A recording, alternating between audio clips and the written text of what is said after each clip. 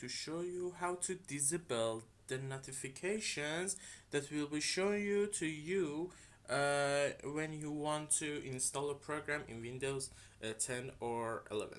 Uh, for disabling this feature, you want to go to just write user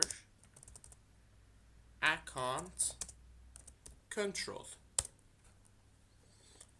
Okay, we are here. In this form, you see you must take this to the bottom and never notified, then click on OK, and it will be, if you make some changes, it will be you will be see a notification, then you